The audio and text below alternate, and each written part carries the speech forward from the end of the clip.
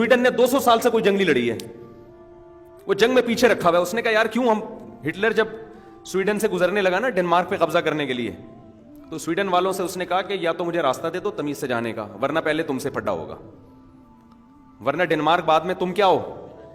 तो स्वीडन ने अक्लमंदी दिखाई, उसने बोला भाई मैं दूसरे के फड्डे में क्यों पड़ूं भाई, मैं तू जा डेनमार्क जा, तमीज से निकल ले। ठीक है ना? उसने अपने आप को कन्नी कतरा के क्या किया हुआ है, साइड पे रखा हुआ है, क्यों फड्डे लो भाई।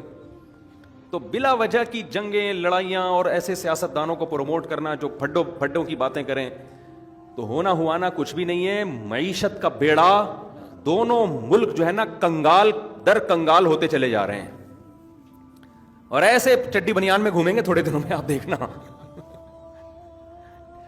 हकीकत बता रहा हूं, हम कई बार इस पे तबसरा करते थे कि यार इन मुल्कों ने, यूरोप ने आपस में एग्रीमेंट कर लिया, करेंसी एक, आपस में भरपूर तरीके से उनकी तिजारत हो रही है और ऐसे मुआशी तरक्की की इंतहा को पहुंच रहे हैं।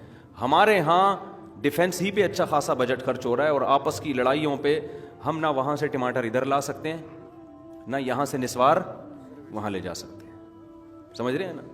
तो खुली तिजारत हो यार, कितना अच्छा लगेगा हम भी जाएं घूमने के लिए इंडिया, क्या ख्याल है। जैसे हम जर्मनी चले गए, पेरिस चले गए, हमने कहा चलो यार इंडिया को भी फायदा होगा ना, क्योंकि हम अपने खर्चे पे जाएंगे ना, जाएंगे वहां जाके जो तफरीही मकामात हैं या तारीखी मकामात हैं उनको देखेंगे, तो इससे इकोनॉमी किसकी मजबूत होगी, इंडिया की। इंडियन जब पाकिस्तान आएंगे, यहाँ वो तफरीही मकामात या जो तारीखी मकामात देखेंगे, तो इकोनॉमी किसकी मजबूत होगी, पाकिस्तान की।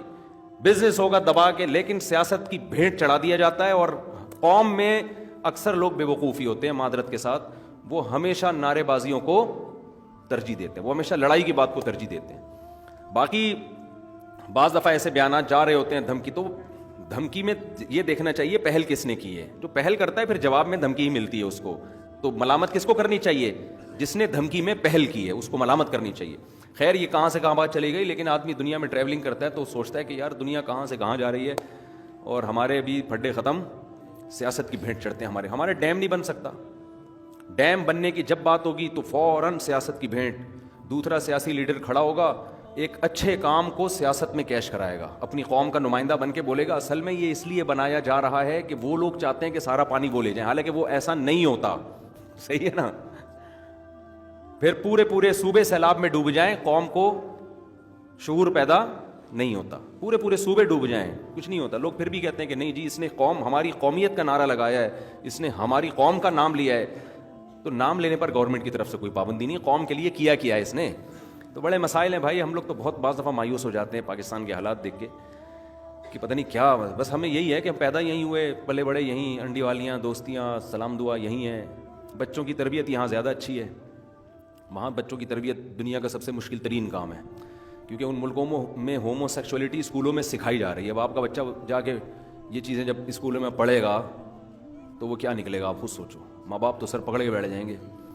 तो लेकिन बहुत कुछ तमीज़ से, असल बात है कौम में जब शऊर पैदा होगा ना तो फिर हुक्मरान उस तरफ जाएंगे जहाँ कौम जा रही है। कौम में शऊर नहीं है, वोट लेने के लिए सबको पता है यार कुछ चूरन और मंजन है, कुछ बेचने पड़ते हैं, उन मंजनों पे क्या मिलता है, वोट मिलता है। तमीज़ की बात